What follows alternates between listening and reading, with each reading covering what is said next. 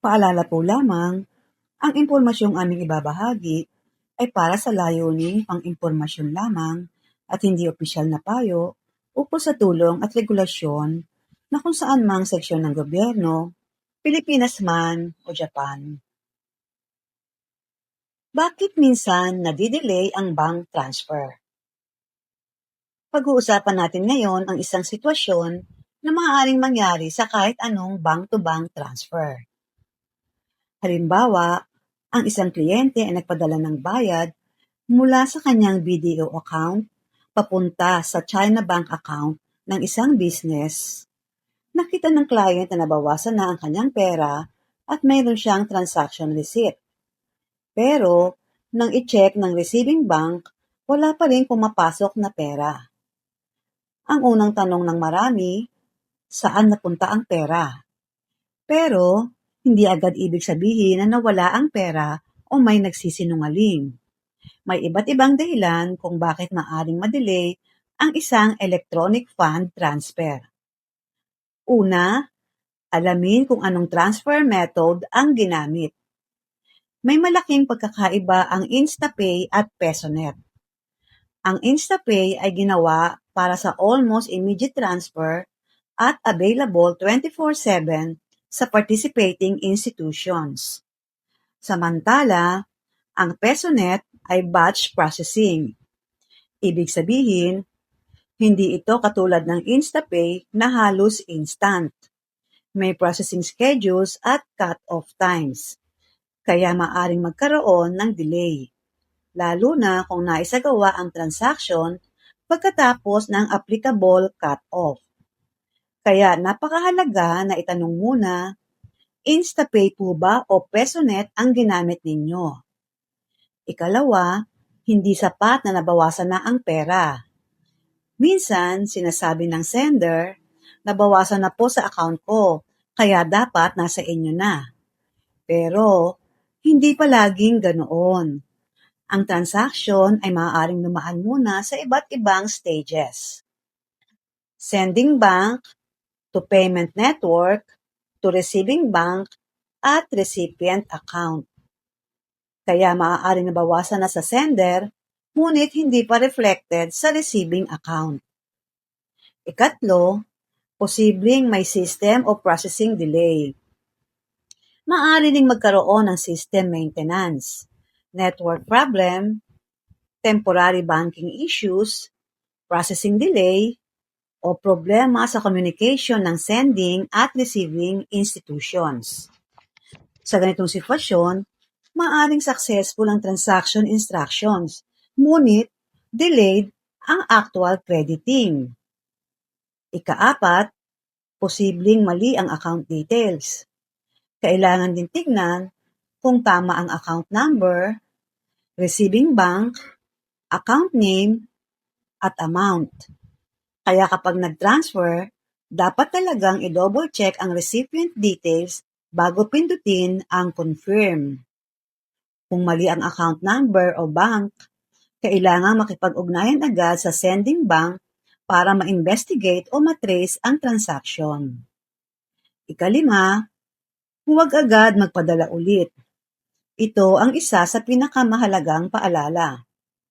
Halimbawa, nagpadala ang client ng 10,000 pero hindi agad nakita ng recipient. Dahil akala niya failed ang unang transaction, nagpadala ulit siya ng 10,000. Makalipas ang ilang oras, pumasok pala ang unang transaction. Ang resulta, 20,000 pala ang naipadala.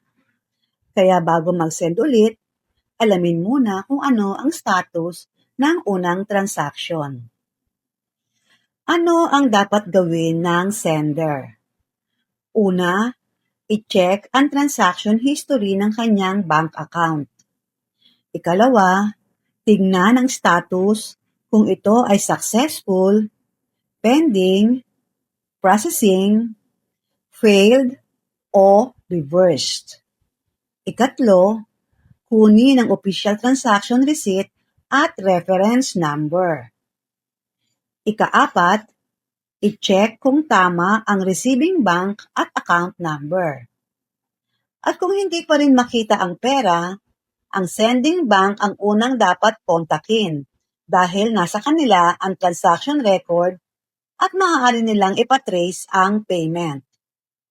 Ano naman ang dapat gawin ng receiving business? Kung may kliyenteng nagsabing nakapagbayad na siya pero wala pa sa account, hindi rin magandang agad sabihin na hindi po kayo nagbayad. Mas magandang sabihin, pakisend po ang official transaction receipt at reference number para ma-check natin ang transaction details at matrace kung kinakailangan. Pagkatapos, i-check din ng business ang sariling bank account at transaction history. Ang pinakamahalaga, huwag ituring na fully paid ang isang transaction hanggat hindi pa ito actual na nagre-reflect sa receiving account, maliban kung may ibang confirmation mula sa bangko. Isang mahalagang halimbawa, BDO to BPI at PesoNet ang ginamit. Maaaring sabihin ng sender, successful na po sa akin. Pero, maaaring hindi pa agad makita ng recipient dahil sa batch processing. Sa ibang pagkakataon naman, kung InstaPay ang ginamit at successful ang transaction, ngunit hindi pa rin pumasok, mas kailangan nang i-check ang transaction details at ipatrace sa bank. Kaya hindi pare-pareho ang dahilan ng bawat delayed transfer. Ano ang dapat itago?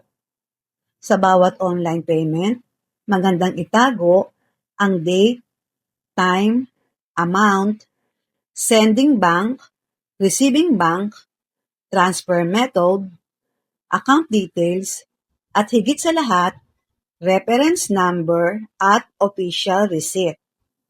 Mahalaga ang reference number dahil ito ang maaaring gamitin ng bangko para hanapin at itrace ang transaction.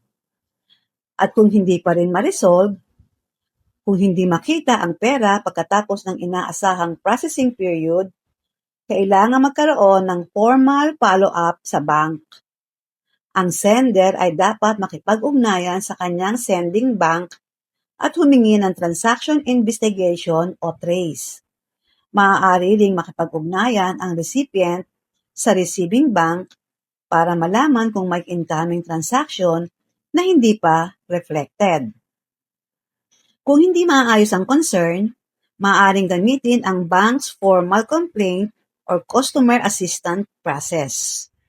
May consumer protection mechanism din ang Bangko Sentral ng Pilipinas para sa concern tungkol sa electronic fund transfers. Sa panghuli, ang pinakamahalagang tandaan natin, nag-send na, hindi palaging katumbas ng receive na. At ang screenshot ng transfer ay hindi palaging katumbas ng actual crediting sa receiving account. Kaya ang tamang proseso ay i-verify, check the details, get the reference number, trace the transaction, at contact the bank. Huwag agad magpadala ulit hanggat hindi malinaw ang status ng unang transaction. Dahil sa electronic banking, maaaring may delay sa pagitan ng sender, sending bank, payment network, receiving bank, at recipient account. Kaya kapag may ganitong sitwasyon, ang pinakamahalaga ay huwag magpanik, huwag agad magpadala ulit, at huwag agad magbintang. I-check ang transaction, kunin ang reference number, at ipatrace sa bangko. Disclaimer lamang po, ang report na ito ay para sa general information at educational purposes lamang. Hindi ito itinuturing na official advice, financial advice, legal advice, o garantiya na pareho ang magiging proseso sa lahat ng bangko. Ang processing time, cut-off time, fees, transaction limits, refund procedures, at paraan ng pag-handle ng delayed, failed, o erroneous transfers ay maaaring magkakaiba. Depende sa sending bank, receiving bank, InstaPay, PesoNet, o iba pang payment system at maaari rin itong magbago anumang oras. Para sa particular na transaction, mahalagang i-check ang official transaction receipt, reference number, at current policies ng concerned bank. Kung may problema sa transfer, ang pinakamainam na hakbang ay makipag-ugnayan muna sa sending bank at kung kinakailangan sa receiving bank para sa official verification at transaction tracing. Huwag ituring ang impormasyon sa report na ito bilang kapalit ng official confirmation mula sa bangko. Sa pangwakas, umaasa po kami na nakatulong ang impormasyong ito bilang gabay. Para sa pinakabagong update at opisyal na detalye, makabubuting i-verify pa rin sa tamang ahensya o awtoridad. Marami pong salamat.